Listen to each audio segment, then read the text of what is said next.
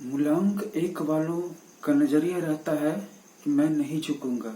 ये लड़ाकूपन, ये जिद्दीपना मूलांक 9 वालों में भी पाया जाता है। ये फाइट का जुनून, ये फाइट की स्पिरिट उनका है। कहना कि मैं नहीं ही झुकूंगा, चाहे जो कीमत पड़े चुकाने, चाहे जो कुछ भी हो जाए।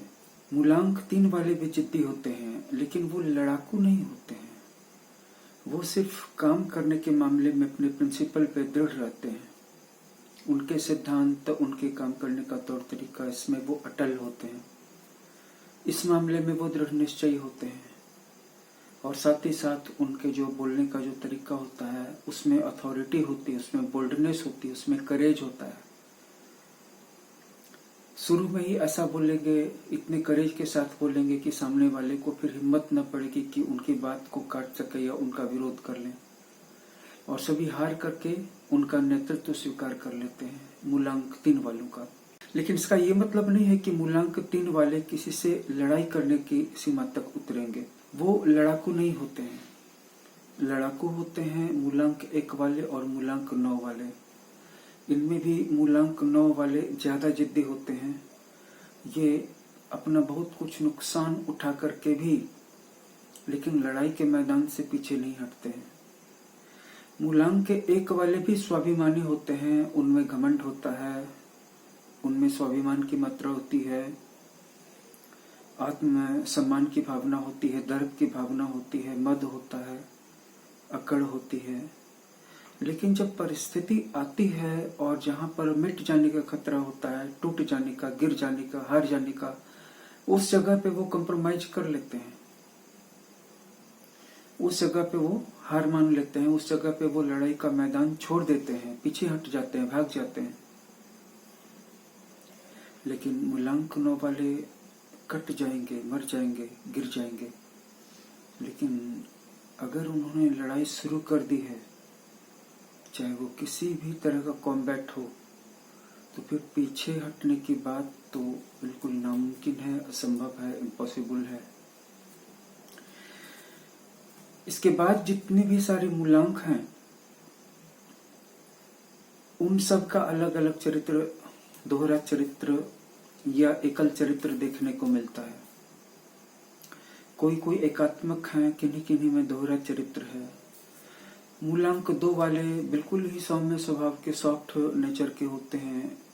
ये हमेशा आपका सहयोग करेंगे, ये हमेशा लड़ाई झगड़े जैसी बातों से, लड़ाई से दूर भागेंगे। ये फाइट से डरते हैं। अगर दो लोगों के बीच लड़ाई हो रही हो और ये वहां पर पहुंच जाएं, तो ये ऐसी बातें बोलना शुरू करेंगे जिनसे कि समझौता हो जाए, या दोनों में से किसी को दया आ जाए, या दोनों में दोस्ती हो जाए। लड़ाई के हथियार देख करके, लाठी हो या धारदार हथियार हो या आग्नेय अस्त्र हो, तो इनको देख करके इनके हाथ पैर कांपने लगते हैं, जो मूलांक 2 वाले होते हैं।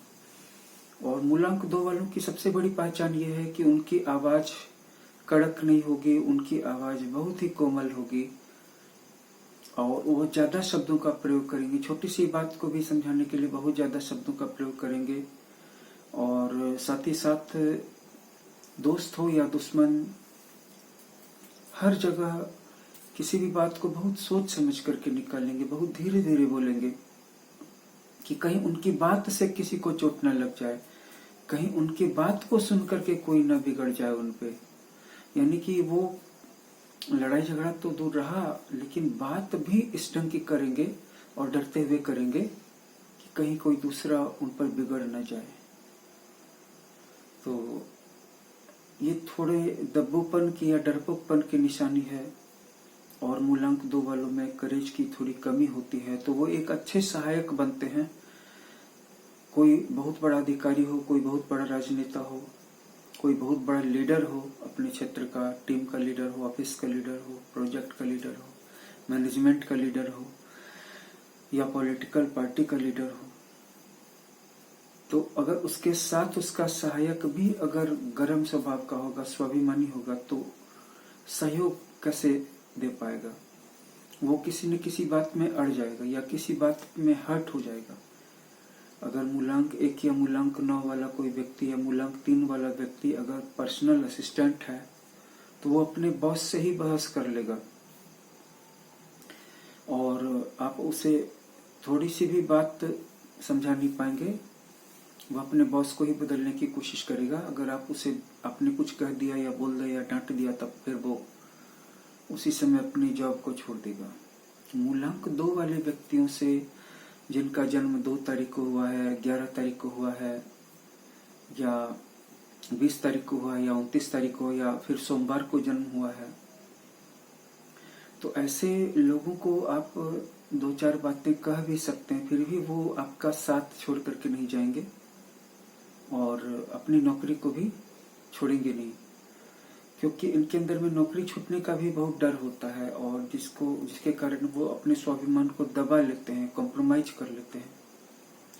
लेकिन मूलांक 3 वालों, 1 और 9 वालों की नौकरी छूट जाए तो छूट जाए, लेकिन लड़ाई हो जाने पे वो अपने स्वाभिमान को गिरने नहीं देंगे। मूलांक 1 वाला व्यक्ति थोड़ा प्रैक्टिकल होगा, वो कहीं कहीं पर झुक भी जाएगा, क्योंकि उसमें बुद्धिमत्ता होती है, राजसी सोच होती है, निडरता होती है, घमंड भी होता है, लेकिन व्यवहारिकता भी होती है। और मूलांक 9 वालों को जितना ज्यादा आप दबाएंगे उतना ज्यादा वो उग्र होते चले जाएंगे, और हार मानने की तो खैर बात भी नहीं सोचे, क्योंकि मूलांक 9 का स्वामी मंगल है, और मंगल मेष राशि का स्वामी भी है और वृश्चिक राशि का स्वामी भी है। इसलिए मेष राशि का व्यक्ति भी अंत समय तक लड़ाई का मैदान नहीं छोड़ता है, और उसका शत्रु हार जाता है, लड़ाई के मैदान को छोड़ देता है, लेकिन वो लड़ाई का मैदान नहीं छोड़ता है। लड़ाई का मैदान सिर्फ वो लड़ाई का मैदान नहीं होता है जहाँ पे राजा महाराजा लड़ते थे, तोप लेकर के, हाथी घोड़े लेकर के, तलवार लेकर के, भाला लेकर के। लड़ाई के टर्म्स बहुत सारे होते हैं, कोई कोर्ट में लड़ता है, कोई डिबेट में लड़ता है, कोई मल्ल युद्ध करता है, कोई कराटे की लड़ाई करता है, कोई तर्क करता है, कोई दांव पेच चलता है, और कोई ग्रुप्स बनाता है, और ग्रुप्स के माध्यम से, लॉबीज के माध्यम से, टीम्स के माध्यम से लड़ाई करता है। और फिर बड़े बड़े युद्ध तो होते ही रहते हैं। इनमें आर्थिक युद्ध भी शामिल है, और राष्ट्रों के बीच में होने वाला युद्ध भी शामिल है। उसमें जैविक हथियारों का इस्तेमाल भी हो सकता है, उसमें न्यूक्लियर हथियारों का इस्तेमाल भी हो सकता है, उसमें टैक्टिकल वेपन्स का भी इस्तेमाल हो सकता है, और वायरस का इस्तेमाल तो हो ही सकता है।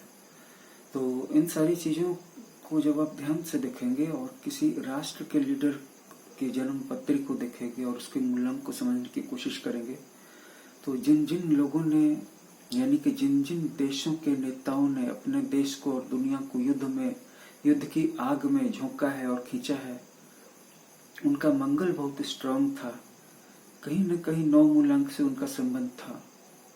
तो अगर आपका शत्रु 9 मूलांक का है तो आप याद रखिए कि वो कभी भी लड़ाई के मैदान से नहीं हटेगा, फिर लड़ाई का तरीका चाहे जो भी हो।